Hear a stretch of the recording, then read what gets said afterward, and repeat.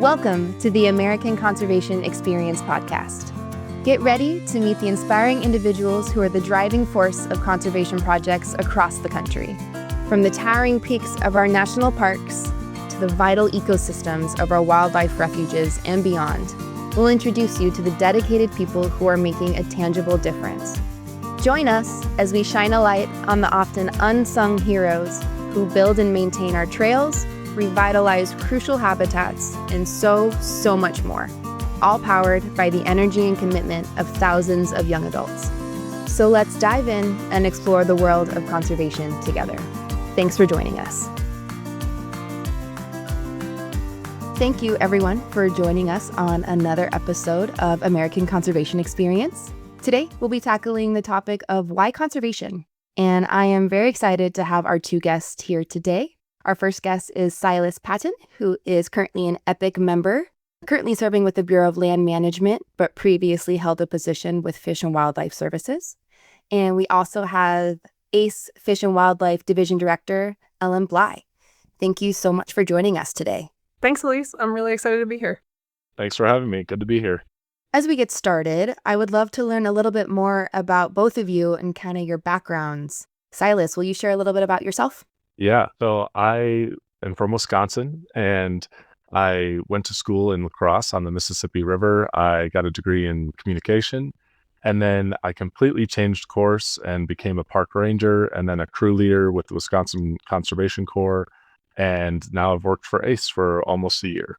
That's awesome. I love a good pivot. Big fan of a pivot in terms of education to career path. Why have you chose not one, but two ACE EPIC terms? Yeah, so my career it starts off a little bit unorthodox, I'd say. And after I graduated, I was thinking to myself, what am I going to do with that? So I moved back home to my hometown in Wisconsin, and I got a job as a park ranger. I was really privileged to work at a small town state park where I grew up. And from there, it skyrocketed my career. It got me so just overwhelmingly invested in public land and working to make these places really amazing and outstanding for people to come visit. So after that, I went and worked for the Wisconsin Conservation Corps, and they equipped me with all the skills and tools I needed to progress in my career. And I really wanted to get out of the Midwest and my home area and travel the country. So I looked around at jobs, and yeah, ACE caught my eye. My old supervisor actually used to work for ACE, and he cued me into it. So I got the job with the Fish and Wildlife Service because they allowed us to travel all over the Western states and advocate for the Fish and Wildlife Service. And then I wanted to continue my kind of career in working with federal agencies and federal partners. So I transitioned over to the BLM. Yeah, I love that your first position, you mentioned you wanted to get out of the Midwest, and the position you straight went into was a Fish and Wildlife Visitor Survey position where you literally were living out of a car and traveling all over the Western states. Way to jump in, not even feet first, but head first into that. I like that. I like that a lot. Yeah, totally. It was a thrill and really opened my eyes to what the Fish and Wildlife Service does throughout multiple different states all over the western side of this country. Oh, yeah. The list, I feel is never ending with what not just the Fish and Wildlife Service, but what a lot of these land management agencies do. It's things that you don't really think about or don't really have I didn't know that they did that too. Cool. So one follow-up question for you, Silas. When working with the Fish and Wildlife Service, you worked on a visitor survey. What exactly is that? Yeah, so on the National Visitor Survey with the Fish and Wildlife Service, we traveled from wildlife refuge to wildlife refuge in 2-week to 1-month stints where we plugged in with the Fish and Wildlife Service staff members, and they sent us to different locations throughout their properties where lots of visitation would happen. And people use wildlife refuges for all different kinds of recreation, education, and just to get away from their daily lives and see some of their public land. And what we did, me and my teammate, is we would set up with either a tent or a table, or sometimes just us and our iPads and our uniforms. And we just approached people and said, hey, why are you here? Why are you using this wildlife refuge? And tell us a little bit about that. We got to know so many people. And the idea was to sign them up for a nationwide survey that happens every 5 years where universities that the Fish and Wildlife Service partners with sends them a big, long survey, asks them all about why they're using the refuge. And that helps the Fish and Wildlife Service gauge how they can better improve their system of refuges for the American public and where they need to allocate resources or improve or where they're doing a really good job. So it was cool to be a part of that and the boots on ground field work for that, talking to honestly at least 100 people every single day for about 6 months, just traveling the country. And you see so many different kinds of ways that people are using refuges as well. And that was really awesome to see. That's incredible. I can only imagine the kind of conversations and the kind of people from different walks of life that you encountered. Sounds like a great job for someone who had like customer service experience and kind of used to having those conversations with people, but then putting this spin on it in terms of accessing and valuing our public lands. Also, someone personally who likes to travel, like living out of my car or like from air, that sounds like a dream job, honestly, for me. I love that. It definitely was a dream job. Ellen, would you mind sharing a little bit about yourself?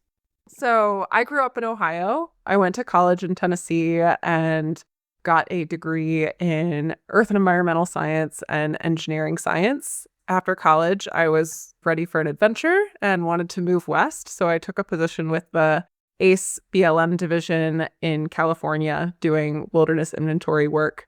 After that position, I ended up in a position with the Fish and Wildlife Service, actually as the coordinator for the National Visitor Survey. And I have been with the Fish and Wildlife Service division of ACE ever since. So about 8.5 years now I've been with ACE. I've known you for 5 years now, Ellen, and I had no idea you went to school in Tennessee. That's a fun fact about you. Follow-up question for that. You studied, you were saying like environmental or earth sciences and earth engineering. Did you always know you wanted to work in the field in kind of something with the environment, or what was your plan during your undergrad, or did you have a plan? What is a plan? No, I really didn't have a great plan. I was one of those people that thought I would have a lightning strike moment a couple days before I graduated and figure something out, which I did, but I didn't go into that degree with a specific career goal in mind. I just knew I wanted to work outside or outside adjacent and saw that path as a way to get there. That's awesome. And you found ACE and have been with us for, what you said, 8.5 years. What keeps you at ACE? A couple of things. People and impact are big things for me. So the people I get to work with every single day on my ACE team are other people that are really committed to conservation work, really committed to what we do, and creative folks. And that sort of work environment is really rewarding for me.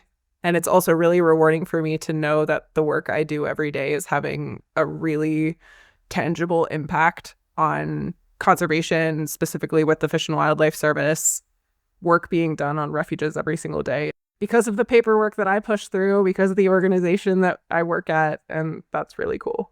That's awesome. That actually kind of leads me into a question that I have, knowing that a lot of industries, and I think conservation specifically, is a really good industry to harness like mentorship and growth. And I'm wondering how that mentorship and growth come into play while working for ACE and while working with our partnering agencies and organization. Ellen, I'd love to start with you since you've worked at almost all the different levels, starting as an ACE EPIC member intern, now a division director for the Fish and Wildlife Service. How have you seen that mentorship and that growth come alive into action? Firsthand, I think I've been on both sides of it. When I first started as an intern, I did not have a great sense of what a conservation corps was. I didn't even have a great sense of what federal public land was. Like I said, I grew up in Ohio where there's not a lot of public land. I got out to California working on BLM lands, like huge areas, and I was like, you can camp anywhere? We can just go wherever? This is amazing. And so I needed a lot of mentorship to get to a place that I more deeply understood the system in which I was working. And I got that from a number of different places, which I think is one of the really cool things about ACE positions, is I got mentorship from my ACE supervisor, who hired me, who was the division director of the BLM division at the time. And I got mentorship from folks in the BLM office where I was working who could tell me why we were doing this wilderness inventory work, what all of the different acts and data needs were, and why we were doing all of that. And then I also got mentorship just from my team lead, who was another ACE intern. Learned a lot in that 6-month position just about, like I said, conservation corps, the BLM, public land, teamwork, and leadership. And I took that with me into my next role as a coordinator on the National Visitor Survey Project, where I was in a little bit more of that team lead role, helping these folks who are traveling all the time in like a really difficult position to be in, I think, when you're moving that much, when you don't know the area, when you aren't familiar with all of the visitors or anything like that, and supporting these traveling field teams by having solid logistic plans for them and being able to help them problem solve when things did not go as expected was a big learning experience, I think, for me as well as all of those team members. Getting that just like constant practice in small mentorship, I think, set me up really well for my division director role now, where I'm not only mentoring teams in the field, but I also have my team of staff that they're the ones mentoring teams in the field and helping folks identify potential career paths, seeing what's working for them and what's not, like what kind of brings them excitement and joy out of their job and what doesn't, and helping them work through those challenges.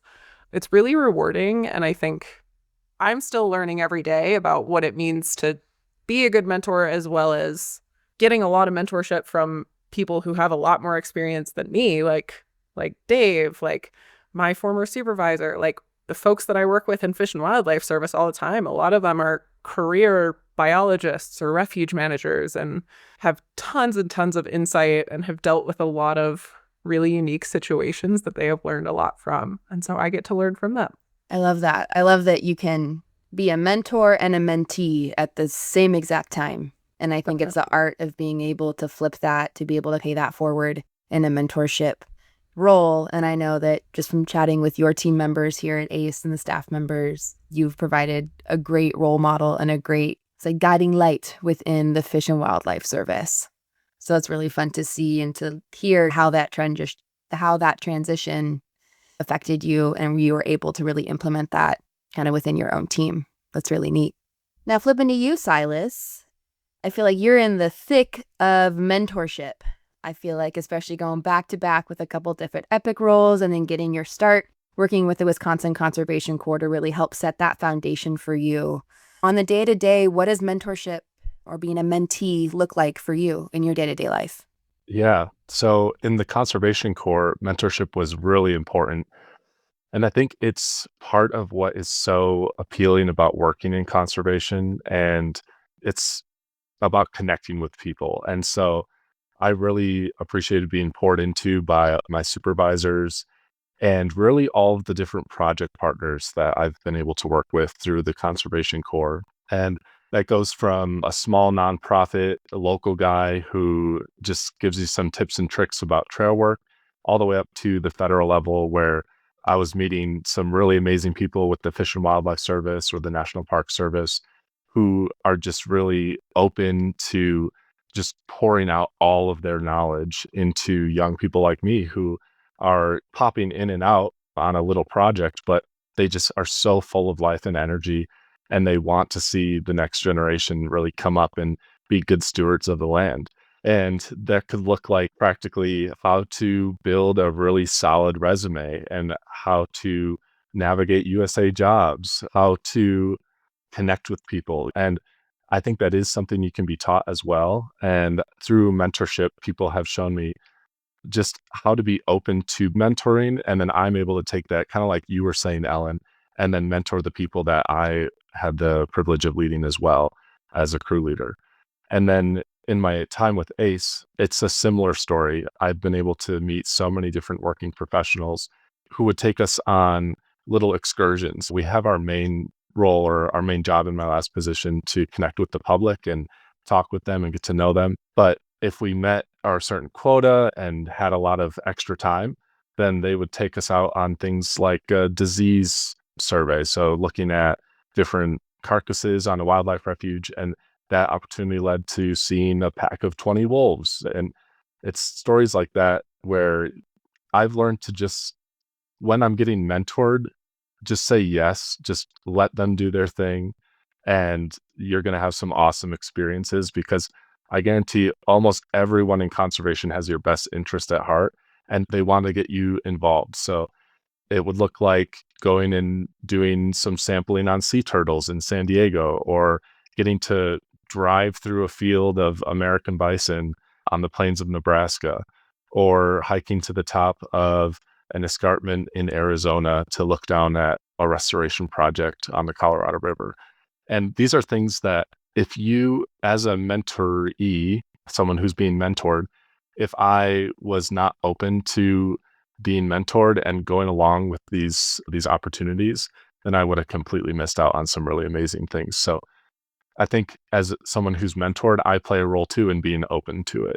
And that's how I see the mentorship that I've had. And then through all of that, I have been able to, again, give back and mentor people, give them advice. People text me, say, hey, what should I do about this job? Or here's what I'm facing right now in this restoration we're doing. And I can give some advice or be a good reference for people as well. Exactly. I love that fact where you don't necessarily need to be within like a high level or X amount of position to be able to offer information or resources or opinions or just support to other people who are also helping to grow into this field and grow in their roles. I love that. Yeah, Silas, I think what you said about being open to any sort of mentorship is something I really try to stress for people, especially in those early field jobs, is you don't know how many different types of things there are out there, how much different work is going on and what you're going to enjoy. And so as much stuff as you can expose yourself to early on, like, yeah, whether it be that disease survey or even just learning certain like paperwork things or like how to do a NEPA write-up and things like that, that maybe it's not your dream role or what you saw yourself doing, but it's so important to get out there and meet people doing these things, to get yourself involved in as much stuff as possible to help you understand what's going on out there and what might be the best fit for you. Being a self-advocate, in addition to having good mentors, is incredibly important in this field and any field, honestly. Yeah. And of course, I had no idea, coming from a communication degree, then working a park ranger role for a short 5 months, getting into the Conservation Corps. I had absolutely no idea just the breadth of jobs that were out there and all the different things that people are doing to keep public land accessible and fun and inviting. There's so much behind the scenes work as well that goes into it. And yes, you're completely right as far as self-advocacy goes. That's like my say yes kind of policy for my own life is based off of that as well. Oh, yeah. I'm also a yes person. Give me any opportunity to learn, I will be the first in line. That kind of what you were saying, Ellen, really reminds me of you don't know what you don't know. And especially when you're first entering any industry, conservation, otherwise, being that sponge and just being open heart, open mind to all of the things, I think really sets that solid foundation and those stepping stones to be able to get to or help create that path. And then also to your point, Silas, I think having that diverse background, right, that communications background, I think that's really impactful and can play a very powerful role in creating your pathway in conservation. Because like you said, there are so many options. There are so many different paths within the umbrella of conservation that I think folks going into misconceptions or assumptions, I feel like people think, oh, you need to be a tree hugger, or you have to be super sciencey and get A's in OChem and bio in your undergrad. I got a C in OChem, barely passed OChem, very hard. But it's not really true. You don't necessarily need to be that hardcore science person or to love molecules and X, Y, and Z. You can also love talking to people and love connecting with people. And I think that's a common misconception or an assumption that people make around the environmental field is that you're just in solitude out there. You're just yourself, your clipboard, your iPad, you're taking data, taking notes. But there's this whole other aspect and other sides of conservation where it is that human connection point that both of you have really touched on, especially within the mentorship and mentee kind of opportunities, but also just getting into the field and having these conversations with people and learning. I think, Silas, you said it. People just want to share the information, right? They want to empower that next generation of conservationists. And I think that's a really, really powerful and really neat aspect of conservation and the environmental industry is that mentorship and also that willingness to share, right? That willingness to grow and provide more opportunities and resources to the next generation, which I'm all about that. Yeah. And when you are open to having a bunch of experiences, you figure out what you like and what you don't like, and you find your niche within conservation. And so that's been the story of the last few years for me getting into this field. Oh, yeah. I feel like learning what you don't know or learning what you don't like, rather, can be much more impactful than learning or reinforcing what you do like. And it helps. I'm going to use the word pivot again, but it helps pivot that and pivot yourself into kind of that niche that you were talking about, Silas. Yeah, I think that one of the best parts of working in conservation is the people. I mentioned it earlier, but everybody in conservation does it because they love it. And they're always like, people are willing to talk about things that they are excited about and that they love. And so almost anybody that works in the field for a conservation corps, for a public land management agency, is going to want to talk to you about what they do. And so really utilizing that to get excited about the work is cool. I love that. Switching gears a little bit, you both touched on this. I think Ellen touched on it towards getting your degree, having an aha moment, or thinking you'd have an aha moment a couple of days before graduation, like, yes, this is what I want to do. And honestly, Silas, with you teasing all the different extra projects that you were able to work on during your time with Fish and Wildlife, I'd love to know if you have any interesting stories or moments from the field that kind of helped you with your aha moment and wanting to really continue this type of work. I'll start with Silas. Yeah. The first aha moment was when I was a park ranger. Like I said earlier, that job really changed my life. And it was just being on patrol, doing daily duties, and running into the most random encounters with the public. I think that was the aha moment of, I'm out here and I represent something that's bigger than myself and I can help people. So, for example, just walking down the beach, picking up trash was one of our duties in the morning. And I got a call on the radio saying someone was scuba diving in the lake yesterday. They left and they're on their way home. They're in Indiana. They think they left some of their equipment on the rocks in this remote area. Can you just go check it out? So I just stopped what I was doing and I got to hike way out and climb over rocks. And I'm looking around the whole time, radioing, nope, nothing yet. And then I stumble over this one rock face and there it is. There's a bunch of weights for scuba diving just sitting there. And I gathered them up, took them back to the office, and the people there are able to call that person and say, hey, we found your stuff. We're going to send it to you, or you can come get it. They work through that. And that's really rewarding. And then also there's the search and rescue aspect of being a park ranger. So just driving around in my little vehicle and someone comes up and they're frantic. They're saying, hey, I haven't seen my person in 6 hours. They said they were hiking up and down. They should have been back by now. And I say, okay, here's what we're going to do. You stay with me. We're going to get people on the scene. And then we found them. And it's really amazing to be able to just interact with people and help them out on public land. That was definitely the aha moment for me. Really inspiring. And really also that person who was scuba diving in a lake in the backcountry, that's awesome. And can only imagine how heavy those weights were. Hopefully there weren't a lot of those weights. I can imagine a few of them add up. I struggled a little bit. We're humble. I like that. Ellen, through your career, through your path, through your journey with ACE, or even before ACE, did you have any aha moments that really helped solidify this path for you? Yeah. Like I said, when I first started with ACE, I took this wilderness inventory job in California, not knowing a whole lot about conservation corps or public land or Bureau of Land Management, and came into it and just, it was like every day was just this awe of, what do you mean there's 5,000 acres without a road through it? Like, what do you mean I can just camp anywhere? What do you mean you're just giving us a truck and letting us drive it around so that we can take data points? And it was so much fun. And it was almost like every day was this moment of like, I need to continue to be involved in this. However, seasonal field jobs are not necessarily something you can see yourself doing forever from a financial standpoint sometimes.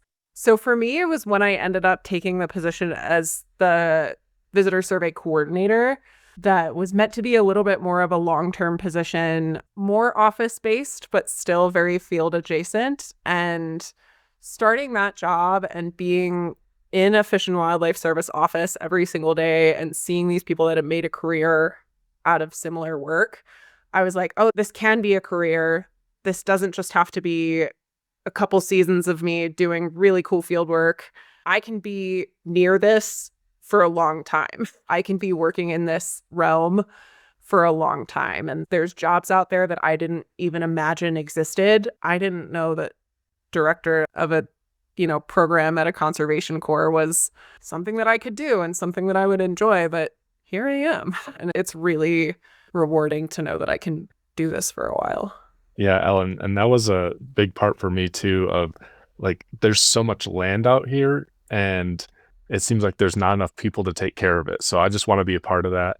And also, yeah, just getting a truck and equipment and they're like, just go out there, do your thing. That's a big part of what attracts me to these jobs too. I got a Jeep stuck on the first day they let us have a Jeep, but they let us go back out again. And I just continued to fall more and more in love with it. Yeah. That's funny. I can definitely see you getting stuck. You getting a Jeep stuck.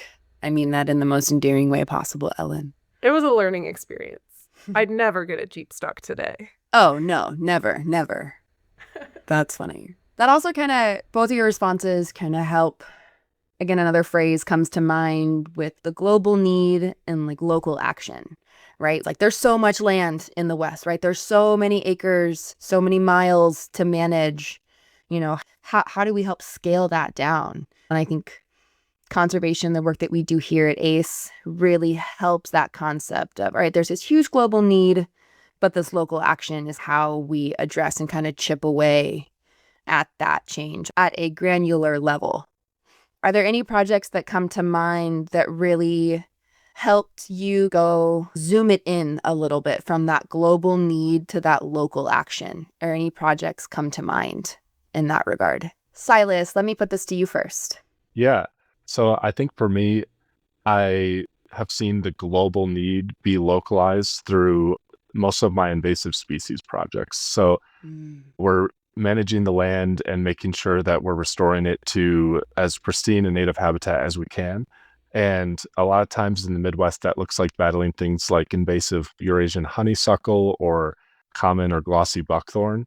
And these are really amazing projects to be a part of because it takes a lot of manual labor and a lot of teamwork and coordination to get it done. But you're going into a small local area, and it could be anywhere, someone's private land where they have us come on, or the government property, federal agency property. And you go in and you remove a certain amount of acreage of the invasive species. And then I actually had the privilege to come back in a year later on the same project and see the direct impact that had on the local area and how amazing it was because people started using it. The public came out and started using the area right away because it had just been cleared out and was looking a lot better.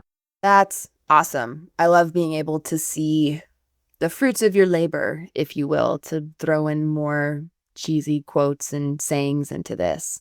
But I love being able to really put things into perspective and plays a small role in like the larger picture of it all. Ellen, I'll flip it to you. Anything come to mind within your various projects and roles that you've held? Yeah, definitely. I think the environmental education programs that we do and that a lot of agencies do, we have plenty of ACE interns helping with those programs, make a really big difference at the local level. And then that grows because it's often high school students or even elementary school students that are getting a primer on ecology or more local issues like invasive species or endangered species. We'll have ACE members go along with Fish and Wildlife Service staff out to schools, or school groups come into refuges to learn about their local ecology and what issues are most pressing at the refuges. And I think folks that learn that and see that in an educational setting can take that and feel more connected to their local spaces and to their local habitats, which leads to our next generation of conservation stewards, which has far-reaching impacts, not necessarily just their local, but if they go on to work somewhere else or live somewhere else, they're going to take that knowledge and that care with them.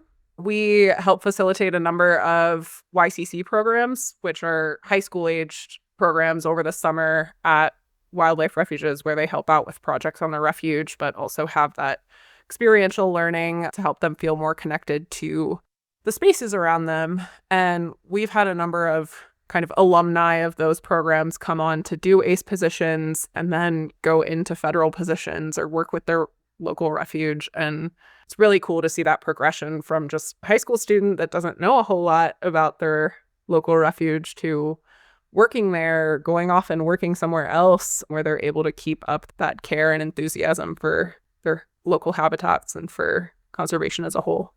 That makes me think about one of the first concepts I learned in college when I took an environmental ethics course around personal stake. What is your personal stake to your environment? It could be something super small or something really large, but creating that personal stake, I think, is really important for someone to not just work in conservation, but just to care about it and to want to help in whatever ways they can. Yeah. Folks that better understand their impact are going to have a more positive impact on the environment around them. And so getting that enthusiasm out is really cool. So thinking about our listeners, maybe we've got a listener who is just about to graduate high school and might not have any experience backpacking or spending time outdoors. Or maybe on the flip side, we've got a listener who might be retired and might not have the energy or the stamina to be in the field for 10 hours a day with some of these positions. How do folks get involved, whether with ACE or conservation corps in general, or folks, who might not even want to pursue a career in conservation? That's totally fine. But how do they get involved? How do they stay connected? Ellen, we'll start with you. I think there's a lot of different ways to get involved, which is the beauty of all of this. Depending on what kind of experience you're looking to have, ACE has a number of short-term summer positions if you want to dive right in and try something out for a 3-4 month term. We've got crew opportunities. We've got a number of epic opportunities for the summer to just give you a full immersion experience. But if you want to just dip your toe in and spend some time around people that are doing this type of work, I would really encourage going to a local park, a local wildlife refuge, even getting in touch with local Forest Service offices or BLM offices. There are very few places like that that don't have some sort of volunteer program or some way for volunteers to get involved in the work that they're doing. Might not be the most glamorous work. You might be pulling weeds for a day, but I think that's still really important to get you around folks that do have that knowledge and are going to be able to open more doors to other opportunities. I think you can learn so much, whether you want to learn more about camping or local trails or local ecosystems. Being in those volunteer positions or being at that office or being at that ranger program is going to put you next to those folks, and taking advantage of those kind of networking opportunities, for lack of a better word, is a great place to start. That's great. Silas, do you have any advice for folks on how they can get involved within conservation? Yeah, going off of what you said, Ellen, as far as learning the ins and outs of what it's like to be out there and helping out and doing what you can for your local area, I highly recommend doing a conservation corps. There's lots of short-term summer opportunities out there, like you were talking about, Ellen, and they're everywhere. Not a lot of people know about them for some reason. I don't know why, but They are in most states, either state-run programs through state government, or there are nonprofit organizations that run their own crews that operate all over the country or all over the state where you live. And then even things like ACE and their divisions all over the country, you can get plugged in. And these are amazing first steps into conservation.